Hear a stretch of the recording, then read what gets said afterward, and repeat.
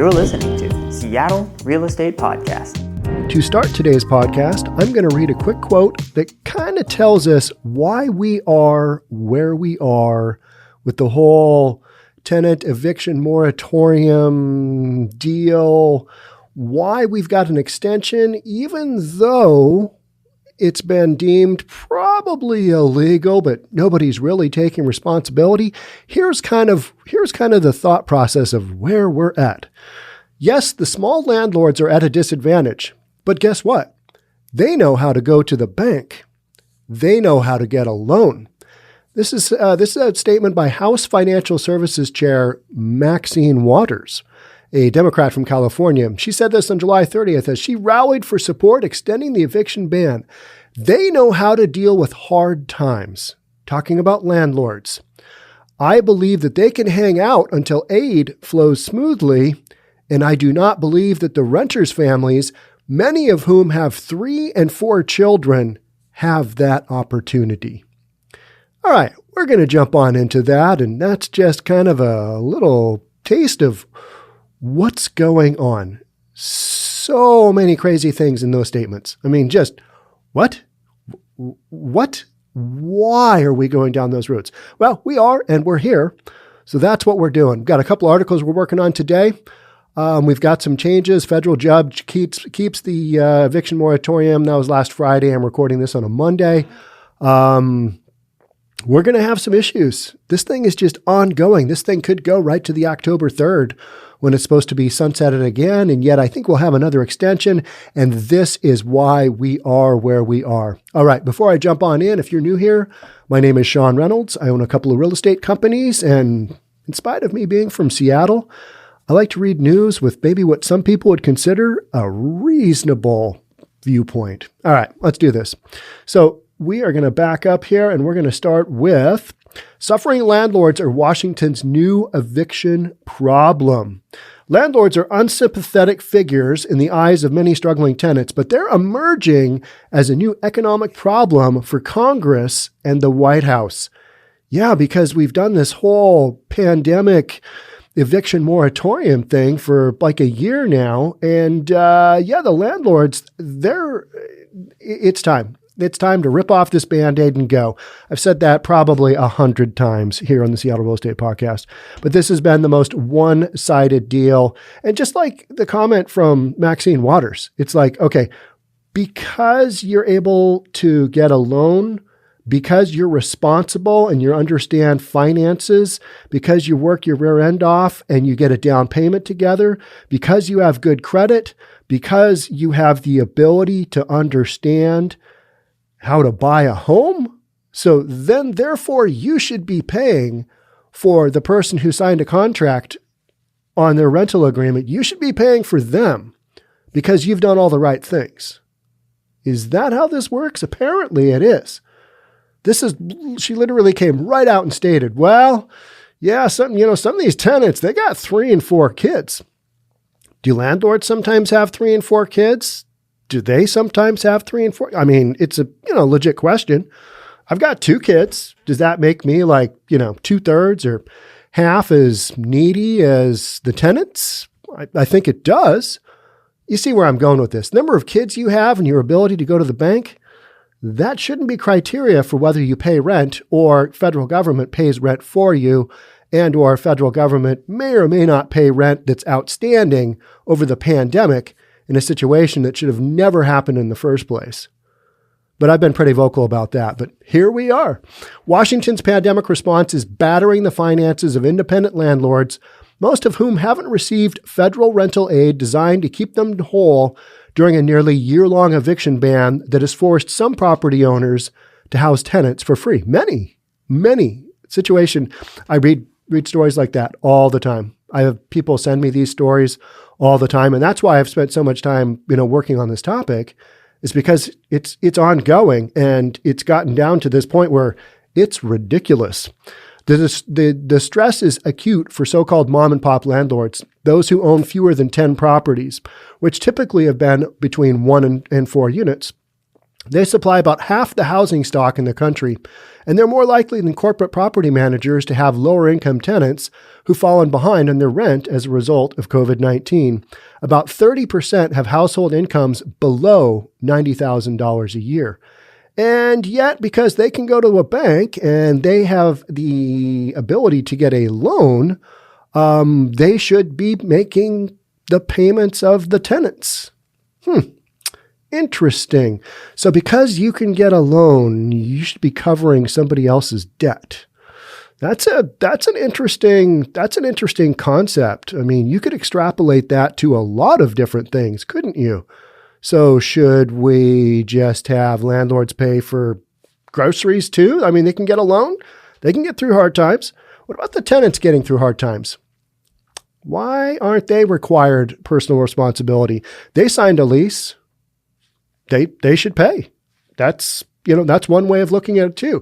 But that is far too reasonable. And that is why we are where we are, because today's marketplace is no longer reasonable. The fact that somebody can get a loan, the fact that somebody can go to a bank. So should the landlords, because they can go get a loan, should they take out another loan to pay for the tenants? Is that what we're implying here as well? Should they do that? And the number of kids. How does that come into play at all? I mean, you got a handful of kids, 3 and 4, good for you. Well done. You've proven that you can have children and populate the world. How about paying that rent? I mean, that's a thing. You signed a contract. How about, look at those children and go, that's awesome. That's great. They all got names. Now pay your rent. How about that? No, we're not doing that. So many are growing increasingly angry with the government's handling of the housing safeguards as they continue to pay utilities and mortgages, but face state and local bottlenecks when trying to tap into the $46.5 billion in rental aid allocated by Congress to offset losses from the eviction ban posed last September. As of the end of June, just $3 billion of the funds have been dispersed. Landlords have lost billions of dollars a month under the ban. We're doing everything the right way, said Matthew Haynes, a Dallas property owner, but we're drowning. Landlords are unsympathetic figures in the eyes of many struggling tenants, but they're emerging as a new economic problem for Congress and the White House after Democrats prioritized renters by pushing for the revival of the eviction ban earlier this month. The Biden administration has yet to find a way to accelerate the release of federal rental aid, meaning property owners will continue to be squeezed until the eviction moratorium expires October 3rd or is struck down in court. And that is, so the federal judge keeps the eviction moratorium in place. That's my second article I'm reading today, because a lot of this stuff is ongoing. And we knew that the eviction moratorium that the Biden administration basically had the CDC extend out, we knew, based on the president's statements, that it probably wouldn't pass muster in court, because the Supreme Court has already basically said, yeah, that's not legal. But it's going to take an act of Congress to get this moved along. So nobody kind of wants to take responsibility here. Federal judge basically said, yeah, I don't think it's legal. The eviction moratorium is legal. But she said, I don't have the ability to make that change right now. So the group that was suing, they're going to appeal. We're going to read about that in a sec. So a federal judge on Friday said the Centers for the CDC exceeded its authority by implementing the ban, but she let it remain in place until higher courts decide its legality. So the Biden administration basically said, yeah, we're pretty much aware that this may not pass muster. We've had some of our legal team look at this, and they said, it might be okay. Some have said, well, that's probably not legal. And unfortunately, you're going to have to go through the court process to get a reading, to get it struck down, and that's going to take time. So this is basically a time buy is what is happening here. Just working this process through the courts, trying to get a decision. And hopefully during that time period, this is the game plan. Hopefully we can figure out how to get that $46.5 billion into the tenants and the landlords' hands, however it's going to get dispersed, because it's gone from the federal government to state governments to local governments. And it's not been quick. We've only got $3 billion as of, I think it was June, where we got July, we got half of August. It's not going well. That's the bottom line. So that's why it got kicked out to October 3rd to try and buy some time, because the current administration, they're not going to look real good when they've got all this federal money out there and it's not getting into the hands of tenants and they're getting booted out. Whole thing is just a mess, right? Roughly 23% of small landlords leasing single-family rentals had sold at least one property as of February, according to a survey by the National Rental Home Council. That's the whole thing I've been talking about is you're going to have these owners sell their properties, constrict the amount of housing supply for rentals. And guess what? We are already seeing that rental properties are skyrocketing. And this is happening in apartment complexes as well. I did a podcast, I think last week, the Inland Northwest market. It's kind of the Spokane market, other side of the mountains from where I am. Rent is going up there in leaps and bounds. I mean, it's going up across the United States. This is one of those impacts. 6 months later, the renewed moratorium and the continued logjam and aid dispersal means many more may not be able to hold on. Some 6.5 million renter households are behind on rent, according to the most recent U.S. Census survey. Nearly 59% of those households live in properties with between 1 and 4 units, 72% of which are run by mom and pop landlords. All right, so call it 60% of single-family homes are between 1 and 4 units, and 72%. So the majority of these are mom and pop landlords. We keep hammering on this, right? This is according to an analysis of government data by the National Association of Realtors.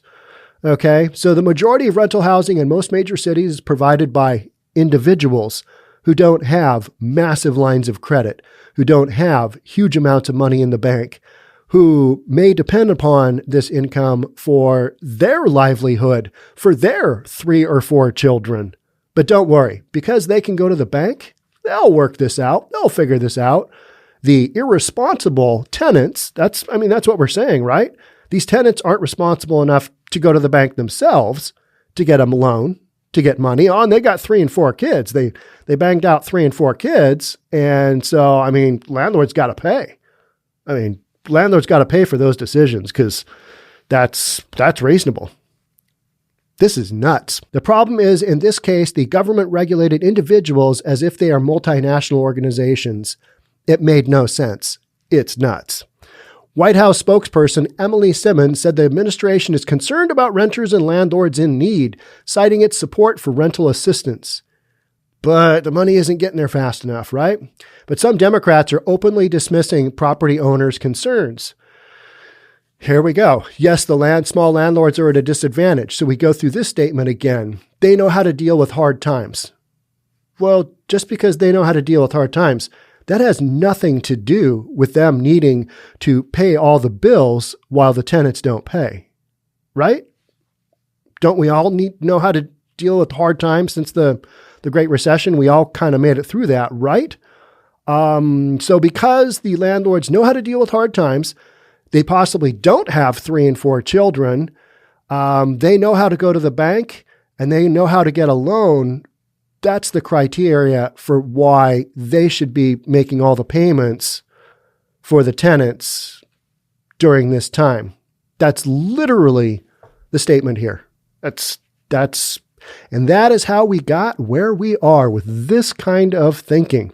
So even if they can wait out the sluggish aid, though, some landlords may never recover the money they've lost over the past year and a half. That's kind of where I've been at, is these landlords, they're going to do whatever they can to cut ties and move on to a tenant who's paying. And guess what? Those tenants are not going to get a great review from their landlord. You know how that works. Okay, where have you been living the last year and a half? Well, in this house that I didn't pay rent on, but I promise I'll pay this next lease that I would love to sign with you. That's not going to go well, is it?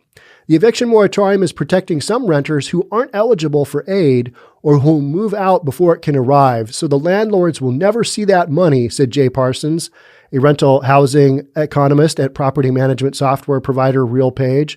Smaller property owners appear to be struggling more than larger ones when it comes to collecting rent, according to Parsons. One of the things we've seen in our own data is the smaller the property, the lower the rent collections, Parsons said, adding that buildings with fewer than 100 units have markedly lower collection rates than bigger properties. Because you've got more personnel. You've got more firepower with a big property. You've got an actual dedicated property manager, maybe a team that their job is just basically to collect rents, and they get that job done. Whereas a mom and pop landlord, they've got other stuff going on. They are spread thin, and they don't have the ability to collect as easily. In Dallas, Haynes and his wife own 3 apartment buildings with fewer than 100 units, where the average rent is between $780 and $950 a month for one-bedroom apartments. He said they have about 20 investors, all people we know, family and friends, and 10 employees, of which 7 are full-time and 3 are part-time. So we don't know how many total he has, but I'm going to guess it's a couple hundred. And in Dallas, that is not uncommon. There are areas where you've just got apartment complex after apartment complex after apartment complex. You might have 50, 60, 75 units, just boom. Think Dallas Buyers Club. Matthew McConaughey. I mean, that was an amazing movie. Dallas Buyers Club. Think of those kind of properties, and they've got those all over. After paying employees, investors, utilities, insurance, and property taxes, which have skyrocketed over the last 2 years as property values soared, the couple typically takes home about $32,000 a year from their properties. So that is their income. Over the last 18 months, they said they've accrued $250,000 in debt as rental payments slowed to a trickle. $250,000 in debt, and they're not going to get that money back. They might get some of it back. $250,000, that's horrible. They're not going to get all that money back. We're kidding ourselves if we think that's the deal. They're just going to be happy to get the non-paying tenants out, collect what they can, get whatever federal money they can, state, local money they can, and move on. Move on to greener pastures, which means new tenants. We've turned it over to collections, but we'll never see it, he said of his tenants' unpaid rent. In January, we had to take $50,000 out of our personal savings just to keep one of the properties going, so we didn't have to lay anyone off. So these people have savings, and they are ponying up their savings. How about the tenants pony up their savings and pay for their rent? How about that? How about we do that? We'll just have the tenants pay from their savings. Oh. Yeah, that's not a popular opinion right now, is it? No, that's not going to work. They might have 3 or 4 kids. I'm not sure. Maybe 5. Whew. Haynes said he had one tenant who did not lose her job, but who refused to pay rent over the course of the pandemic before moving out in January. If a tenant has moved, the landlord cannot receive assistance to cover their back rent. They're out. They're just out. Another non-paying tenant has cut off communication, which means Haynes can't file a claim for assistance on his behalf because such claims need to have the tenant's signature. So basically, if you go AWOL, you don't have to pay, you can't get evicted, and what's going to happen is you're going to get evicted whenever these moratoriums get released, and you're going to see a bunch of those happen. The National Apartment Association, a landlord group, filed a lawsuit against the government in federal claims court late last month, seeking $26.6 billion to pay its debts it said weren't covered by rental assistance. So you've got lawsuits going on, and you've got just all kinds of stuff happening, and trying to get that Fed money, that hard cash Fed money into the system, and it's not going well. Hunter, who leads the Small Multifamily Owners Association, said restrictions imposed on landlords by a patchwork of state and local bans on top of the CDC's national policy made things worse for property owners in major cities. The CDC moratorium was just the beginning, Hunter said. The problem is DC and other jurisdictions went further than the CDC moratorium and added additional obstacles for providers. The impact has been devastating. That's why I keep covering this, because this stuff is just going and going and going. And there comes a time in which the landlords, they don't have the financial resources. $250,000? Are you kidding me? I mean, what if we asked a tenant to come up with $250,000 for something? Hey, why don't you come up with $250,000? Why don't you get together a group of investors and come up with $250,000 and pay the back rent? Ooh, that wouldn't fly either, would it? State and city governments have faced a series of obstacles in delivering the federal aid. Obstacles. It's just not really happening. They were required to set up brand new infrastructure and proceed with caution out of fear of being singled out for awarding money to the wrong recipients. Federal officials have complained the application process at the state and local level is often too complex. All right, you got to do something. You got to get that money a-flowing. To make things worse, many independent landlords are unaware that rental aid exists. I question that. How many landlords haven't done their research? I don't know. If they've got a bunch of money hanging out there, I guarantee you they're looking around. Or maybe they're not. But that does seem odd to me, right? More than 40% of landlords and more than half of tenants did not know about the assistance programs, according to a May survey by the Urban Institute in Avail, an online platform that provides services for mom-and-pop landlords. In the meantime, landlords complain that the issue has become too emotional and political, that they've been demonized even though they do what they can to help tenants. They're paying the tenants rent because they've still got to keep those mortgages going, the insurance, the taxes, the upkeep, the maintenance, the management, all that stuff. That doesn't stop just because there's a federal CDC eviction moratorium. That doesn't stop. That keeps going. Our industry has been picking up the slack from the very beginning in terms of helping people deal with the pandemic, said Cindy Chetty, Senior Vice President of the National Multifamily Housing Council, which represents landlords. That's what's not being reported, how much the industry is doing on this, how much they are working with residents, Chetty said. That's the untold story, but nobody wants to talk about it. I talk about it. Landlords are covering the tenants' rent, period. National Association of Home Builders CEO Jerry Howard, whose organization includes about 3,000 property managers, agreed. Next to the frontline medical workers and emergency responders, I think the small business landlords who have kept their tenants housed should be getting a good deal of credit, he said. They should be getting some money. They should be getting money on top of what has gone on for their pain and hardship and losses, because there will be billions and billions of dollars of losses guaranteed because landlords won't be able to collect. So if they need a line of credit, whatever, I think you should give it to them. And by you, I mean us as tax-paying citizens, because, I mean, we're just handing money out left and right. No, I think that is warranted. And I think if landlords can prove that they've had a loss, they should get made whole. I'm not for handing out money just willy-nilly, but this is one of those cases where I'm like, yeah, they should be made whole. This whole thing has been ridiculous. All right, so we keep talking about the federal judge keeps the eviction moratorium, denies request from landlords. Let's take a quick look at that, because that's the situation that is ongoing, and that's the scenario that's being worked through the courts in order to get a ruling that maybe sunsets what we already know to be an illegal moratorium.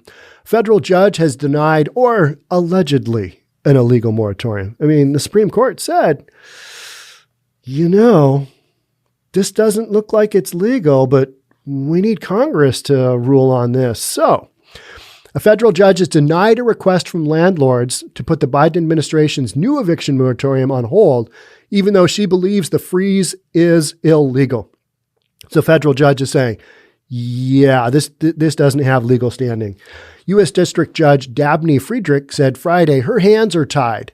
Seems like everybody's hands are tied on this.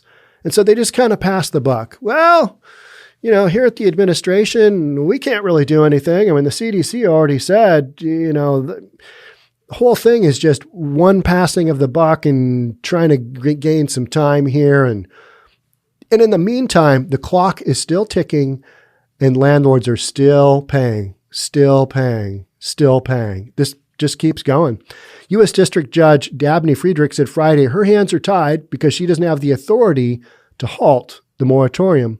The Alabama and Georgia Association of Realtors filed a federal lawsuit in Washington, D.C. last week, pushing for evictions to resume after the CDC revealed the temporary ban was reinstated and would expire October 3rd. I'm afraid it's going to come October 3rd, and we're not going to have hardly any more federal money out into the hands of those who need it than we do now. And we're just going to keep extending this thing out. In a written decision, Friedrich said the CDC's new temporary ban was virtually identical to the version that she ruled was illegal back in May. So we repackage it, we call it a different name and say, oh, what about this one? And then you have to strike it down in court. So it's going down, it's going through this process until we get an answer.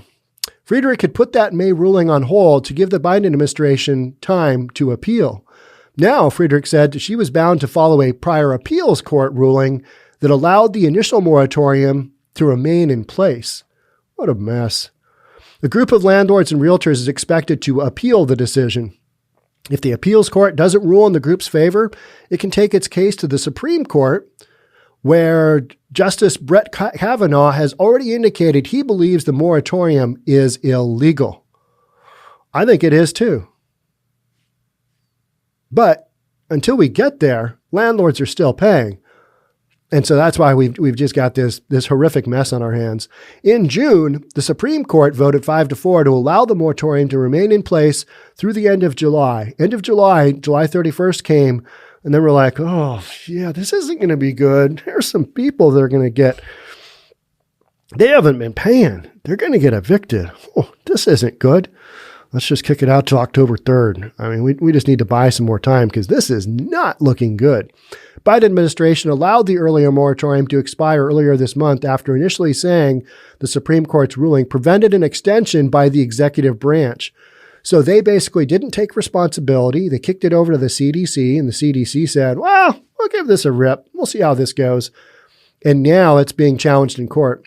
It changed course, however, after facing pressure and criticism from progressives that it was allowing vulnerable renters to lose their homes during a pandemic.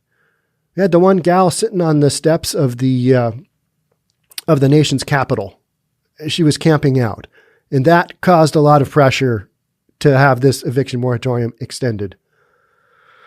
While the old moratorium applied nationwide, the current one only applies in places where there is significant spread of COVID-19. It applies to like 90% of all tenants. Let's be honest, it's not specific. It's so specific that it covers just about everybody. This is silly. It truly is.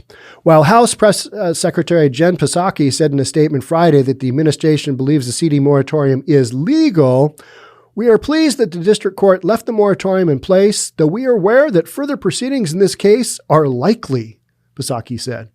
Meaning, yeah, my guy already told you all that this might be illegal and we could have some legal challenges. And so, we're aware that there could be that further proceedings in this case, they're likely. So what she's saying is, hey, there might be a roadblock down the road that reverses this. And these moratoriums you get a ruling, these moratoriums, they might be a go. Because at some point in time here, they're going to be a go. And I don't want to see anybody kicked to the curb. But if you haven't paid rent,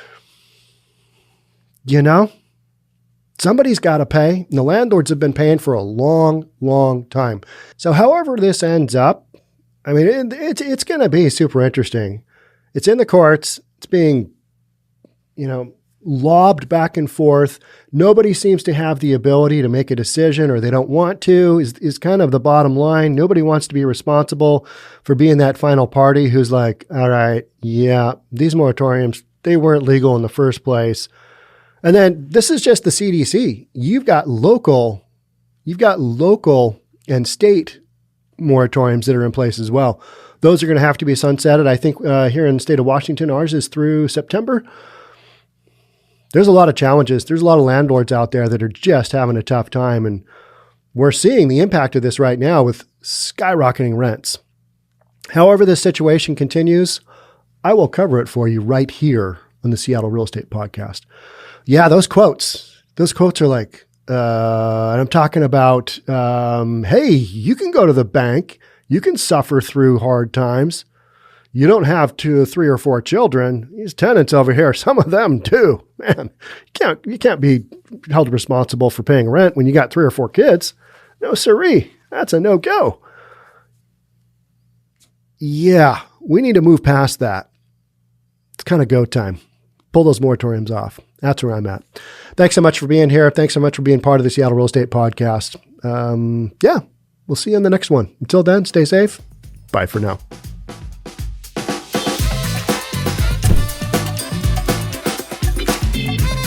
Don't forget to subscribe to our channel and hit the notification bell so you'll know when our next video is out.